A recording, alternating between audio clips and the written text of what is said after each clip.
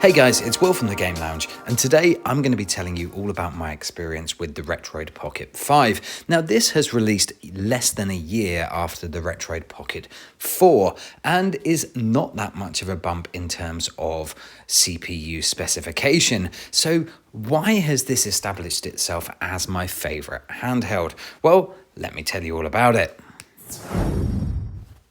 So here is the system, and if you're familiar with Retroid packaging and products now, it should instantly seem very comfortable to you. As always, there's no major instructions here. The system looks pretty sleek in terms of packaging. And you can see here, really beautiful looking system to start. I went with the all black. It's got a sleek glass finish. You can also see here that I've installed the screen protector, and that glass finish does get a little smeary. I'm not sure how much you can see it in the footage here, but you do tend to get finger and smudge marks on it a little bit. But actually, overall, the device feels fantastic. It's a lovely size. The whole analog sticks feel great. And if you're familiar with Retroid products, instantly everything feels very clicky. The D-pad is excellent, and everything, you'll feel right at home with this. The build quality of this really is superb. Let's take a look at the back actually, because this is something that's quite interesting. Obviously, you've got your heatsink here, but critically, you can see ergonomically, this is now more shaped like a controller, and I love this. The triggers are really clicky. They've got a really decent range to them, and everything feels excellent to get you started. Now, every single handheld that I buy, I always pick up the case. And I have to say here, this is my big bugbear here. On the one hand, this is great, it's sturdy, there's loads of room for extra items. But on the other hand, as always with the Retroid Pocket 4 case, it's huge, and to be honest, it takes away part of the appeal of this system. When you have it in the case, this is no longer really pocketable. There are systems out there that have provided great cases that aren't quite so cumbersome, like the Odin 2 here. If you have a look at this, the Odin 2 is a significantly bigger device, but you can see the case just doesn't have the same space inside it. So let's do some comparison with some other systems here. And the first thing that really shook me was actually how the device is not that much bigger than the Retroid Pocket 4, despite boasting a 5.5-inch screen. And if you look here, one of the big bugbears of the Retroid Pocket 4 has been addressed here, where you have the handles now built in. Previously with the Retroid Pocket 4, you had to buy the additional grip, which also didn't happen to fit the case, and the fact that this has now been ergonomically built into the machine is really good and really works very well. You don't want to be snapping in and snapping off grips. If we have a look at this versus the Odin 2, you can see here it's a fair bit smaller, but actually the fact that that screen, there's no bezel, the whole system is basically the screen, means that actually you really maximize what you get here. Another device I've used a lot this year is the Trim UI Smart Pro, and again you can see when you look at this system, despite a 5.5-inch screen, there's not a lot of real estate in addition to that, and I love that about the Retroid Pocket 5. It has a sort of inconspicuous feel to it, especially the black color here. And we can see some other horizontal handhelds here, like the Ambinic RG40XXH. And to give you an idea of how efficient the design is, if I look at my favorite micro handheld, the Miyu A30, you can see here, it's not vastly bigger. Obviously, it is a lot larger. But then when we compare it with some vertical handhelds, so take the Ambinic here that you see, the RG40XXV, you can see this is actually probably a smaller device, and it's really pocketable. Finally, let's take a look at the Trim UI Brick, which is significantly smaller in this case, another micro handheld. But you can see here when you look at the Switch, it's about half the size, and it's done that by being just super efficient with the design. And I absolutely love that. There's almost a feeling here of it being more like a phone, and I found it far less conspicuous pulling this out in public or just walking around the house with it in your back pocket if you don't want to put it away. Now, the first thing I want to talk about is this screen, because it is stunning. Look at this footage here. I don't know if this can come through, but effectively you're playing a beautiful OLED Crazy Taxi on the Dreamcast in widescreen in a portable mode, and it's absolutely breathtaking to look at. I hadn't had a lot of experience with OLED. I didn't realize just how enhanced it would be. But take this non-scientific test that I did here. I set both the Odin 2 and the Retroid Pocket 5 to 75% brightness, and just look at how much more the image pops out on Banjo-Kazooie here. It really is breathtaking. I'm also going to add that for anyone with the dock, the Retroid official dock, as I expected when I reviewed the dock, this fits perfectly. And is actually a nicer, smoother fit than the Retroid Pocket 4, where the USB-C output was actually slightly off-center and a strange choice. So let's move on to the interface here, and by now I think Android has very much become something most people in the emulation and retro handheld community are comfortable with. People can set these up however they want, some people, and I've found myself using individual emulators.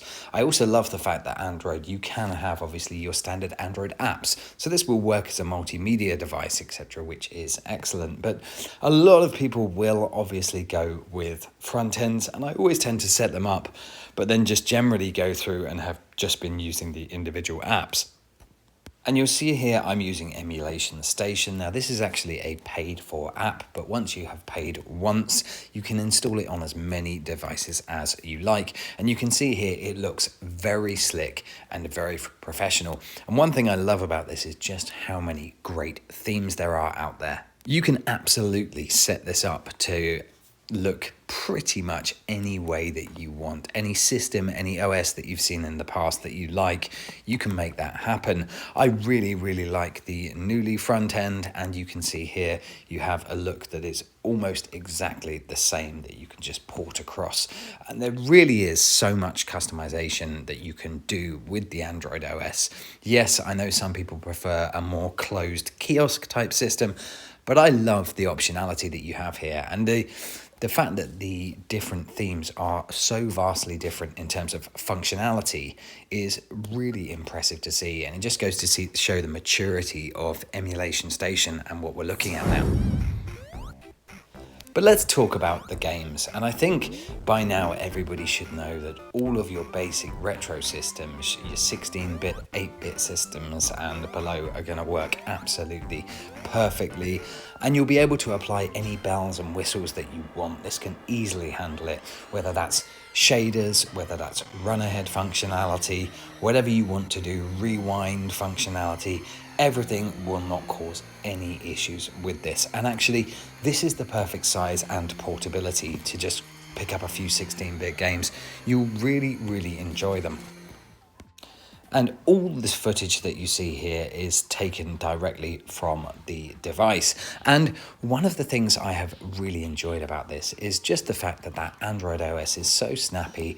You switch it off, it's got a great standby mode, bam, click, straight back in, no problems at all. And I think that's really been a reason that I've played so much more 16-bit systems here, because it's so fast and snappy to just flip between games. There really has been no issues, and there's going to be no problem with any of this, and you can configure it how you like. You can see I've got the Game Boy Advance here, and I've actually configured it to mirror a Game Boy Advance, but through that OLED screen, if you want to blow the image up, it looks absolutely fantastic. And as we move through to the 5th and 6th generation of consoles, you'll see the Saturn. Now, the Saturn did work on the Retroid Pocket 4. Pleased to report that it works absolutely fine on the Retroid Pocket 5. I'm using the Mednafen core, which is probably the best in terms of accuracy. I haven't seen any problems in any of the games. And again, it just has given these games a new lease of life. Playing it on this screen, playing it with these controls and this system, it really has just meant that I've just wanted to play these games more and more. And this has really become my primary system for that reason. And it's exactly the same with the PlayStation. You can see Tekken 3 here. The image is beautifully enhanced. It's running at 5 times the internal resolution with PGXP correction, and it almost looks like a brand new game. This is almost like playing, enhanced remakes of these PlayStation games, but actually this is just playing the original disc image. It really is incredible. And another thing, obviously this does have Bluetooth sound, but actually the speakers on this are not bad at all. I'm going to use Wipeout because it's an absolute classic soundtrack to just demonstrate how good this does sound. Let's take a listen.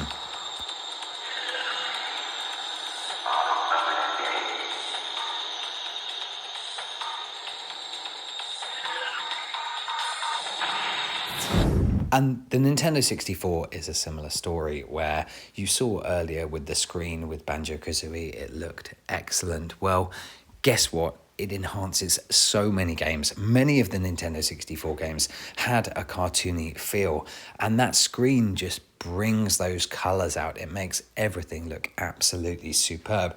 And it's got me going back playing games like Diddy Kong Racing here and actually replaying them again, even though I played them to death in my youth. But this has actually given these games a new lease of life. And obviously the Nintendo 64, there are different degrees of emulation. We've been able to emulate the Nintendo 64 for many, many years, but now we can do it where we're able to emulate all of the different effects. There aren't graphical issues in games. Everything looks perfect, and you can put it right up to high accuracy with the resolution bumped, and there's no problems here. It doesn't even flinch. Now, the Dreamcast is fine. You're going to have no issues playing Dreamcast games. However, those that know me, those that are familiar to the channel, know I'm a bit of a Dreamcast snob. It's one of my favorite systems, and I still love to play the actual hardware today. Now, there is an issue, and I think that this is a problem with the Adreno or Snapdragon CPUs, because we saw something similar with the Odin and didn't see it on the previous Retroid Pocket 4. But essentially, this is all to do with accuracy.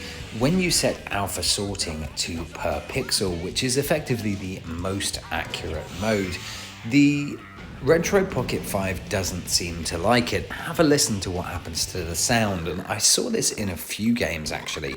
You can see here with Dead or Alive 2.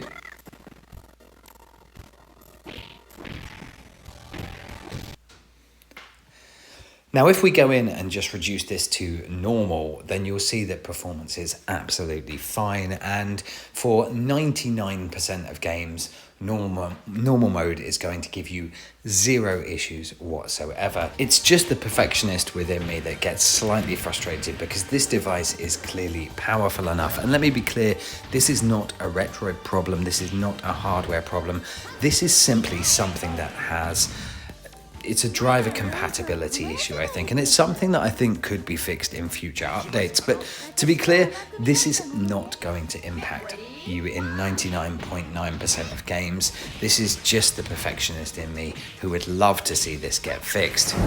The GameCube runs beautifully, and you're not going to have a problem. I didn't have a problem with any game that I played on the standard resolution, and I chose to show Wave Race here because actually this shows how the screen handles 4x3 games. You can see here effectively the black bars around the screen are not too off-putting because they seem to blend in nicely with the device and that glass front. And obviously, I'll let you judge from yourself, but you can see with Wave Race here, I don't think that this is a problem at all. And actually, I think that those black bars get nicely camouflaged into the device, and it works really nicely. And with the games that do support it, be it via widescreen hack or native, you can see here with Monkey Ball, you can set to have full widescreen support in certain GameCube games.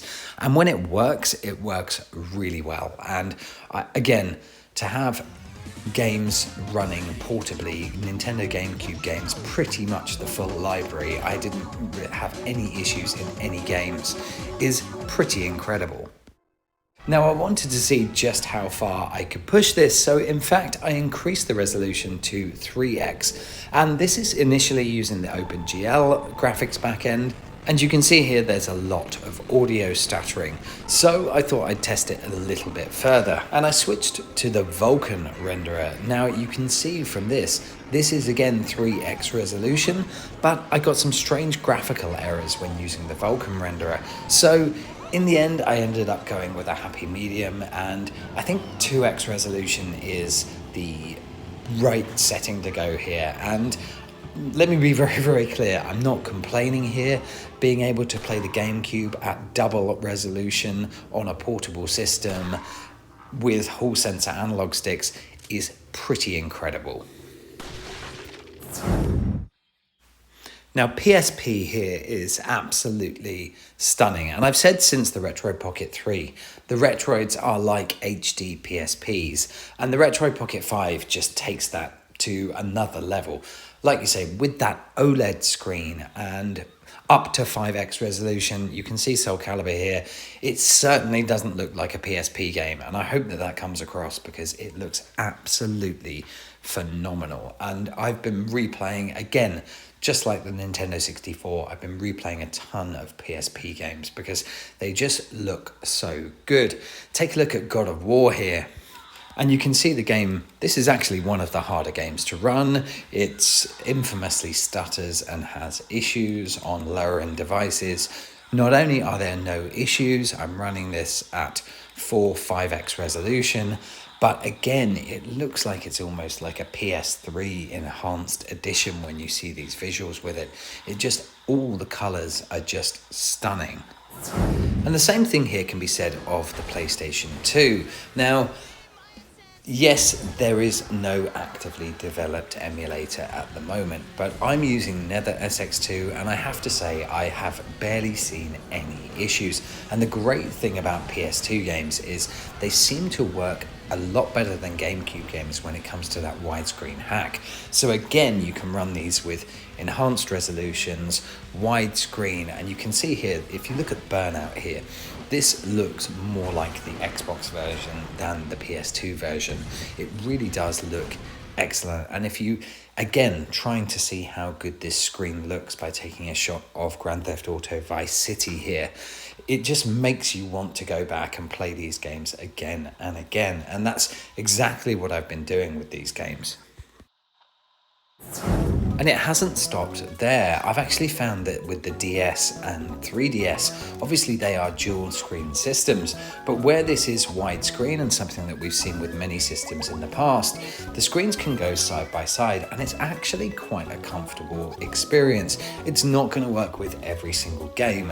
Games like Sonic Rush, for example, where you need both screens on top of each other. And I did experiment a little bit with having the system sideways, which looked great, but I couldn't quite configure the controls properly. Effectively, you had to jump back in and reconfigure the controls to hold sideways, and it got a little bit frustrating. So it's not completely perfect, but it works extremely well for most games, and that goes to the 3DS as well. You can see Sonic Generations here is great to play, again, enhanced resolution, and you can use that touchscreen really well.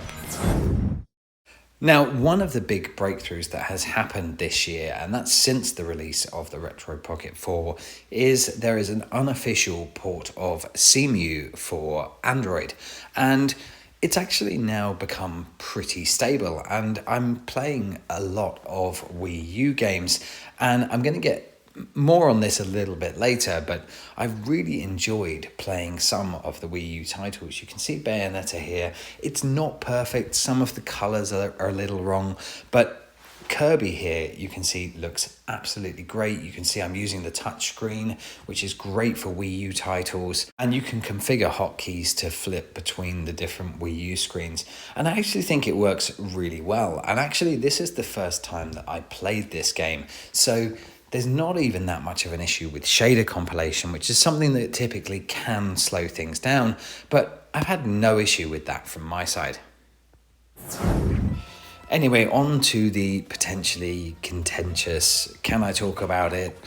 No one really knows what's going on with Switch emulation at the moment, but this is the slight issue, I guess, with the system. Now you can see here, I'm running Mario 3D World with no problems, full speed. It looks great. And actually, Mario Odyssey as well, absolutely no issues. And this got me really, really excited. However, there seems to be an issue where effectively, and Retroid were great, I contacted them on this and they are very, very aware of this. It's what's called a hard crash, where effectively at any point randomly, the system completely shuts down. Now, I know Joey's Retro Handheld said something similar. I can confirm that this does happen. And at first I thought that my device had gone. I was fairly convinced that the device had just blown up. Actually, it does a hard crash and it did come back after an hour or so. But because of that, I can't really recommend Switch emulation. And it's a real shame because a lot of the games work. And let me be clear, I don't think that this is, again, Retroid's problem or any sort of hardware issue. This is quite simply the fact that Switch Android emulation was, I don't want to say in its infancy because you can do a hell of a lot, but obviously it hadn't been tested on various new hardware and there haven't been any more developments. And sadly, I think just the instability of some of the emulators has caused some issues. So I'm actually hopeful that in the future, this will be a Switch emulator, but sadly, for now, I can't recommend it. And I would say if you want to play games like Mario Kart and you have the Wii U versions, I'd probably stick with CMU for that. But that's the thing. Let's not talk about what this system can't do. And let's not talk about specs, because the way that I like to look at things here is if I look at my Odin 2, which is a system that I love, it's the system that I've used the most of any system. If you look at what that can emulate, at the end of the day, yes, that is better with Switch, but every other system is exactly the same, and this is a $219 device. So you really have to ask yourself, and I think that's why this has really now become my predominant handheld in terms of what I recommend to people, because for $219, that's stunning value for what you get. And it doesn't just stop at emulation. I've been playing various games through game streaming, through my Wi-Fi, and you can see Indiana Jones here. I sometimes have to remind myself I play so many retro games just how good games look today. And provided, obviously, that you have the right Wi-Fi connection, the image is absolutely crystal when you're playing through remote play. Now, the same story wasn't true, sadly, for Xbox Live cloud streaming. The image of Hellblade, as you can see here, is a little fuzzy, but that's something that hopefully will improve, and it's still perfectly playable. So I've been playing, games of FIFA, no problem, online against people with zero issues on this device. It really has just become a jack of all trades. And let's also not forget that this is also an Android device. So you can play native Android games on here as well. So there's a huge amount of scope to this device. So guys, I really hope that you've enjoyed this one. Needless to say, I absolutely love this device. And to be honest, I think if you're in the market for a device around in this price range, there's nothing better. And actually, to get this sort of value into $220 with the OLED screen, with such a high quality finish, but also with decent internal powerful components, is pretty astounding. And I cannot recommend this one highly enough. The only thing I will say is I have pre-ordered the Odin Portal, which effectively seems like it's going to be this device with a bigger OLED screen and obviously with the more powerful components, but it does come at a price premium. And am I going to really play a lot of Switch on that? Who knows?